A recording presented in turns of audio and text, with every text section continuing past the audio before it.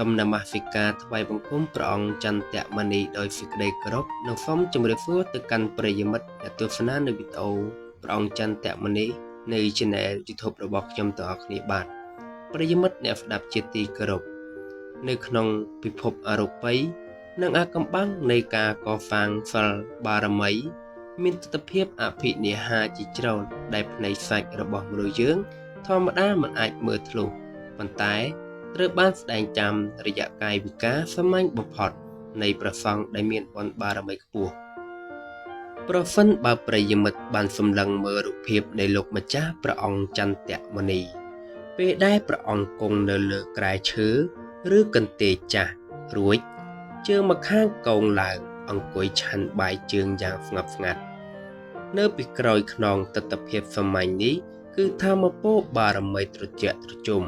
ដែលកំពុងតែផ្សព្វផ្សាយគ្របដណ្ដប់លើផែនដីនៅពេលដែលព្រះអង្គអង្គុយឆាន់បាយជើងបែបនេះ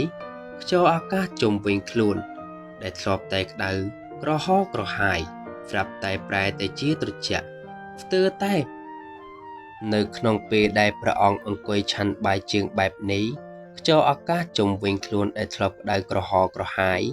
ស្រាប់តែប្រែទៅជាត្រជាក់ស្ទើរតែប៉ះសាច់ព្រឺសម្បកខ្ញាប់សត្វធាតុប្រលឹងវិញ្ញាណនិងអមនុស្សទាំងឡាយដែលនៅជិតនោះតែងតែមកឈរក្រាបថ្វាយបង្គំស្ងាត់ស្ងាត់ព្រោះតែពួកគេមើលឃើញនៅរស្មីពន្លឺមាស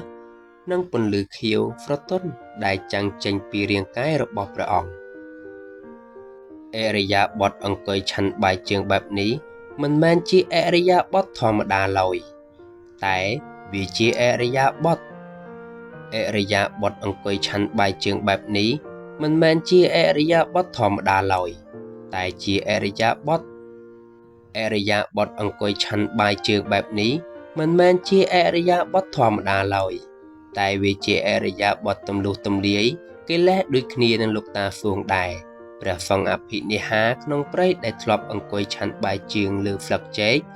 ឬត្រឡោកដូងរួចបញ្ចេញឫទ្ធិបារមីរំដោះគ្រោះថ្នាក់ឲ្យមនុស្សរាប់លានអ្នកបានប្រិយមិត្តជាទីស្រឡាញ់មានហេតុការណ៍អភិនិហាដ៏ព្រឺព្រួចមួយបានកើតឡើង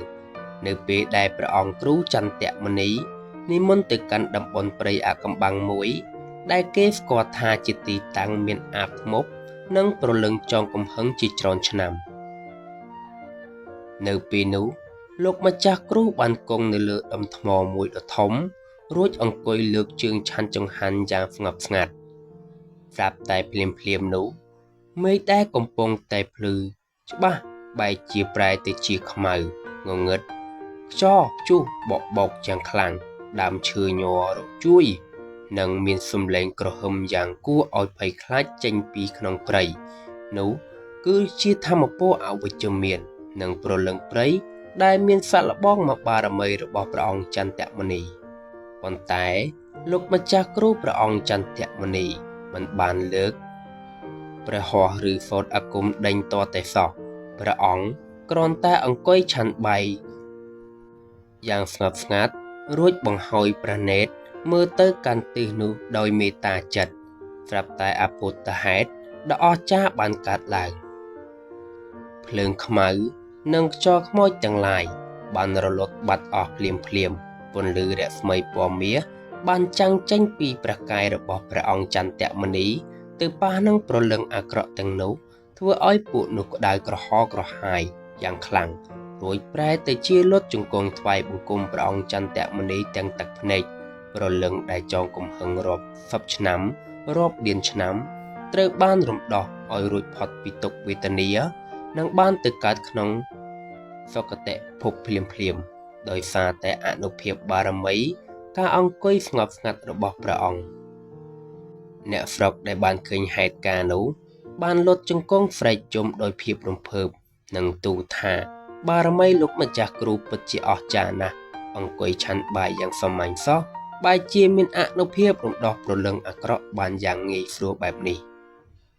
ប្រិយមិត្តអ្នកស្ដាប់ជាទីគោរពការប្រៀបធៀបលោកម្ចាស់គ្រូព្រះអង្គចន្ទមនីទៅនឹងលោកតាសួងមិនមែនជាការប្រៀបធៀបត្រឹមតែសម្បកក្រៅនោះទេប៉ុន្តែវាជាការតបជាប់នៃធម្មពលបារមីព្រៃ កាលពីអតីតកាលលោកតាហ្វូងធ្លាប់អង្គុយឆាន់បាយលើកជើងបែបនេះដែរពេលដែលលោកតាអង្គុយឆាន់បាយលើកជើងបែបនេះអ្នកណាដែលបានទៅចិត្តឬបានហូបបាយចានជាមួយលោកតាមនុស្សនោះនឹងជាសះស្បើយពីជំងឺអាយុជីវិត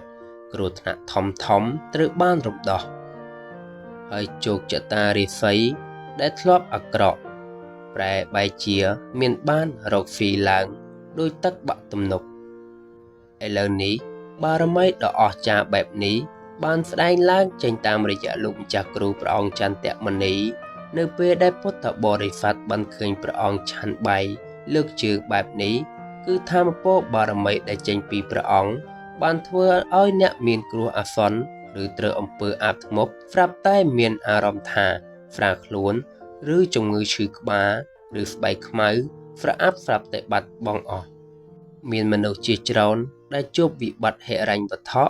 ឬជួបគ្រោះថ្នាក់ចរាចរណ៍ប៉ុន្តែនៅពេលដែលបានយកឡានឬយកខ្លួនមកឲ្យលោកម្ចាស់គ្រូប្រោះព្រំឬគ្រាន់តែបានឃើញអរិយាបថស្ងប់ស្ងាត់នៃការឆាន់បាយរបស់ព្រះអង្គគ្រោះថ្នាក់ទាំងឡាយត្រូវបានរំលត់ចោលរាសីឡើងខ្ពស់ត្រដែតនិងមានលៀបសក្ការៈហូរចូលយ៉ាងចម្លែកនេះហើយគឺជាអនុភាពបារមីទិព្វដែលស្ដែងចេញពីភាពសាមញ្ញបំផុតបើពុកម៉ែបងប្អូនមិនជឿទេកុំប្រមាថនៅពេលដែលយើងជឿជាក់នៅលើនរណាម្នាក់ឬបុគ្គលណាម្នាក់ដែលមានបារមីខ្ពង់ខ្ពស់ប្រៀបបីដូចជាលោកតាហ្វូងជាដើមនិងលោកព្រះអង្គចន្ទមនីជាដើមបើសិនជាពុកម៉ែបងប្អូនមានជំនឿជឿជាក់លើព្រះអង្គហើយបារមីឬក៏ទេវតាដែលថែរក្សាជុំវិញខ្លួនយើងនោះពិតជាមកថែរក្សាយើងពិតមែនឲ្យទៅយើងមានសច្ចៈខ្លួនពិតប្រាកដនិងមានភាពស្មោះត្រង់ឲ្យពិតប្រាកដមិនខ្វះទេដែលទេវតាថែរក្សាឬបារមីដែលថែរក្សាយើងតាមយើងជានិច្ចនោះឥឡូវនេះមកតាមដល់សាច់រឿងយើងវិញប្រិយមិត្តដែលស្ដាប់ទាំងអស់គ្នាបន្ទាប់ពីបានឃើញនៅអនុភាពបារមីដ៏អស្ចារ្យទាំងនេះហើយលោកម្ចាស់គ្រូព្រះអង្គចន្ទមនីតែងរំលឹកនិងអប់រំយើងចង់បញ្ចប់ថាអភិនិហានិងបារមីដ៏ធំធេងទាំងឡាយដែលកើតឡើងមានឡើងមិនមែនកាត់ចេញពីមន្តអាគមឬទស្សនៈទាយនោះឡើយប៉ុន្តែវាកើតចេញពីអនុភាពនៃហ្វឺ5ដ៏បរិសុទ្ធនិងមេត្តាចិត្តធម៌តើពុកម៉ែបងប្អូននៅចាំទេនៅវីដេអូដែលខ្ញុំបានរៀបរាប់អំពីហ្វឺ5នោះគឺមានបណ្ណាអត្តនីកម្មមេមូសាហ្វូរ៉ានេះឯងដែលយើងត្រូវកាន់5នេះឲ្យជាប់ហើយពុកម៉ែបងប្អូននឹងមានទេវតាថែរក្សារកស៊ីទទួលមានបានពិតប្រាកដព្រះអង្គបានបង្រៀនថាប្រសិនបើយើងចង់ឲ្យជីវិតរបស់យើងមានបារមីមានសិរីសួស្តីនិងជៀសផុតពីគ្រោះថ្នាក់អាក្រក់ដូចគ្នាយើងត្រូវចេះរស់នៅដោយភាពសាមញ្ញមិនអួតអាងមិនប្រកាន់ខ្លួនប្រៀបបីដូចជាព្រះអង្គចន្ទមនីអញ្ចឹងពុកម៉ែបងប្អូនព្រះអង្គពិតជាមានបារមីស័ក្តិសិទ្ធិនិងលោកតាហ្វូងពិតជាមានបារមីស័ក្តិសិទ្ធិមែនតែឮទេដែលថាព្រះអង្គចេញពុទ្ធិកាថាព្រះអង្គមានបារមីខ្លាំងក្លាចេះហោះចេះហើរមានអាយុរាប់ពាន់រាប់រយឆ្នាំដែលឮទេដែលព្រះអង្គនិយាយមានតែអ្នកទេដែលនិយាយថាព្រះអង្គអាយុច្រើនឬព្រះអង្គចេញមកពីនេះមកពីនោះចឹងទៅអាហ្នឹងយើងចេញពីមាត់យើងទេតែសម្រាប់តែព្រះអង្គចន្ទមនីវិញមិនដែលនិយាយទេសំបីតែលោកតាហ្វួងក៏មិនដែលនិយាយតាក់ទងពីលោកតាខ្លាំងមិនខ្លាំងនោះដែរអាហ្នឹងគឺមនុស្សយើងអ្នកនិយាយតគ្នាទេតែអ្នកចេះពិតប្រាកដដោយព្រះអង្គចន្ទមនីនិយាយអញ្ចឹងគឺថាមិនអួតមិនអាងទេអ្នកចេះពិតប្រាកដគេអត់អួតទេអញ្ចឹងហើយតទៅមុខទៀតត្រូវខិតខំរក្សាហ្វឺ5ឲ្យបានស្អាតស្អំនិងចេះផ្សាយសេចក្តីមេត្តាដល់មនុស្សនិងសត្វទូទៅនៅពេលដែលចិត្តរបស់យើងស្អាតនិងមានហ្វឺនោះធម្មពលវិជ្ជមាននិងពរជ័យមកដល់គ្រប់រំដាប់ការពារជីវិតនិងគ្រួសារយើងនិរន្តរ៍ខ្ញុំបាទសូមថ្លែងអំណរគុណយ៉ាងជ្រៅជ្រះចំពោះអ្នកតាមដាននិងស្ដាប់ប្រិយមិត្តទាំងអស់គ្នាប្រសិនបើបងប្អូនមានសទ្ធាជ្រះថ្លានិងអភិនិហាបែបនេះសូមកុំភ្លេចជួយ like និង subscribe channel របស់ខ្ញុំម្នាក់មួយផងហើយនឹងចែករំលែកពន្លឺបារមីនេះទៅកាន់មនុស្សជាទីស្រឡាញ់របស់អ្នកទាំងអស់គ្នា សូមជូនពរឲ្យប្រិយមិត្តទាំងអស់គ្នាគ្រប់រូបជួបតែសេចក្តីសុខជៀសផុតពីគ្រោះថ្នាក់និងមានសិរីសួស្តីរៀងរហូតបើសិនជាមានការខុសឆ្គងអ្វីមួយនឹងពាក្យសម្ដីឬអក្ខរាវិរុទ្ធមិនត្រូវសូមពុកម៉ែបងប្អូនអភ័យទោសនិងអត់ទោសឲ្យខ្ញុំផងសូមអរគុណបាយបាយ